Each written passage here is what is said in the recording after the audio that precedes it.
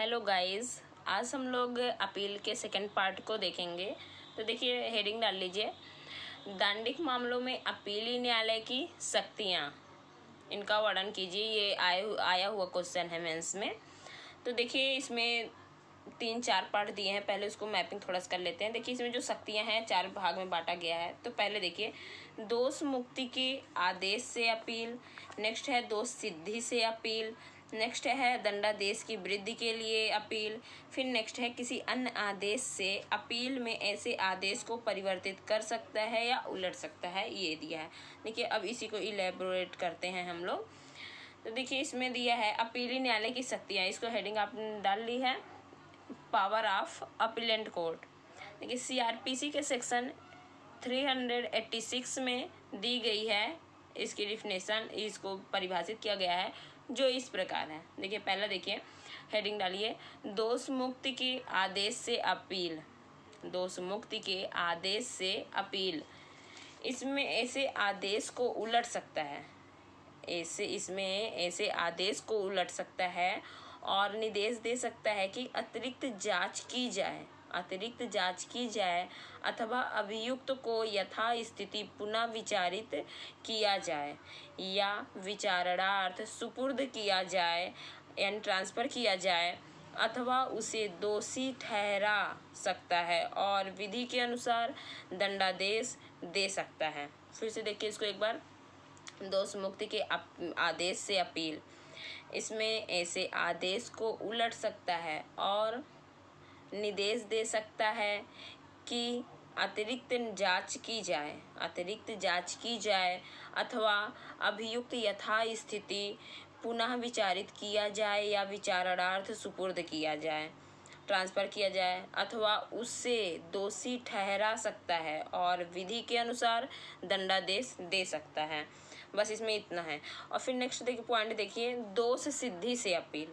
इसको थोड़ा black pen से हाईलाइट कर लीजिएगा। दोष सिद्धि से अपील, इसमें देखिए, निष्कर्ष और दंडादेश को उलट सकता है और अभियुक्त को दोष मुक्त या उन्मोचित डिस्चार्ज कर सकता है या ऐसे अपील न्यायालय के अधीनस्थ सक्षम अधिकारिता वाले न्यायालय द्वारा उसे पुनः विचारित किए जाने का या विचारणार्थ सुपुर्द किए जाने का आदेश दे सकता है अथवा दंडादेश को कायम रखते हुए निष्कर्ष में परिवर्तन कर सकता है। फिर से देखिए, दंडादेश को कायम रखते हुए निष्कर्ष में परिवर्तन कर सकता है अथवा नेक्स्ट पॉइंट देखिए, निष्कर्ष में परिवर्तन करके या किए बिना दंड के स्वरूप या परिमाण में अथवा स्वरूप और परिभाषा में परिवर्तन कर सकते हैं। देखिए, निष्कर्ष में परिवर्तन करके या किए बिना दंड के स्वरूप में या परिमाण में अथवा स्वरूप और परिमाण में परिवर्तन कर सकता है, किंतु इस प्रकार नहीं कि उससे दंड में वृद्धि हो जाए। इतना नहीं करेगा कि दंड में वृद्धि हो जाए। देखिए, नेक्स्ट पॉइंट, अब वही ब्लैक पेन से थोड़ा सा हाईलाइट कर लीजिएगा, दंडादेश की वृद्धि के लिए अपील में, दंडादेश की वृद्धि के लिए अपील में निष्कर्ष और दंडादेश को उलट सकता है और अभियुक्त को दोष मुक्त या उन्मोचित कर सकता है या ऐसे अपराध का विचारण करने के लिए सक्षम न्यायालय द्वारा उसका पुनः विचारण करने का आदेश दे सकता है। या नेक्स्ट पॉइंट देखिए, दंडादेश को कायम रखते हुए निष्कर्ष में परिवर्तन कर सकता है या निष्कर्ष में परिवर्तन करके या किए बिना दंड के स्वरूप या परिमाण में अथवा स्वरूप और परिमाण में परिवर्तन कर सकता है जिससे उसमें वृद्धि या कमी हो जाए। अब देखिए, नेक्स्ट पॉइंट ब्लैक से आउटलाइन कर लीजिएगा, हाईलाइट कर लीजिएगा। देखिए, किसी अन्य आदेश से अपील में ऐसे आदेश को परिवर्तित कर सकता है या उलट सकता है।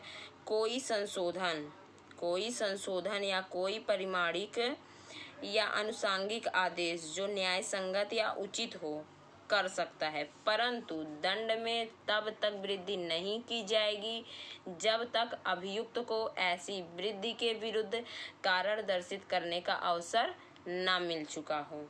फिर देखिए, परंतु दंड में तब तक वृद्धि नहीं की जाएगी जब तक अभियुक्त को ऐसी वृद्धि के विरुद्ध कारण दर्शित करने का अवसर ना मिल चुका हो। देखिए, ये इतना कंप्लीट हो गया। देखिए, एक नेक्स्ट क्वेश्चन डाल लीजिए, थोड़ा इसको भी दे शॉर्ट नोट से लिखने को आता है। अपील न्यायालय कब अतिरिक्त साक्ष्य ले सकेगा? अपील न्यायालय कब अतिरिक्त साक्ष्य ले सकेगा? देखिए, हेडिंग डालिए, अपील न्यायालय कब अतिरिक्त साक्ष्य ले सकेगा। देखिए, अपील पर विचार करने में यदि अपीलीय न्यायालय अतिरिक्त साक्ष्य आवश्यक समझता है तो वह अपने कारणों को अभिलिखित करेगा और ऐसा साक्ष्य या तो स्वयं से ले सकेगा या मजिस्ट्रेट द्वारा, या जब अपीलीय न्यायालय उच्च न्यायालय है तब कोर्ट ऑफ सेशन या मजिस्ट्रेट द्वारा लिए जाने का निर्देश दे सकता है। फिर से देखिए, अपील पर विचार करने में यदि अपीलीय न्यायालय अपीलेंट कोर्ट अतिरिक्त साक्ष्य आवश्यक समझता है तो वह अपने कारणों को अभिलिखित करेगा और ऐसा साक्ष्य या तो स्वयं से ले सकेगा या मजिस्ट्रेट द्वारा, या जब अपीलेंट कोर्ट हाई कोर्ट है तब कोर्ट ऑफ सेशन या मजिस्ट्रेट द्वारा लिए जाने का निर्देश दे सकता है।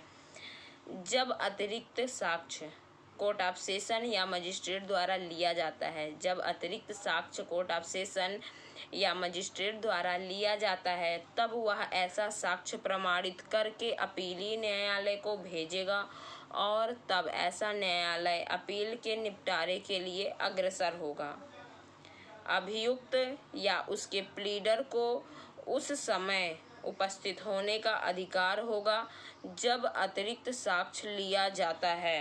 ये सेक्शन 391 कह रही है। फिर से इसको देख लीजिए, अभियुक्त या उसके प्लीडर को उस समय उपस्थित होने का अधिकार होगा जब अतिरिक्त साक्ष्य लिया जाता है।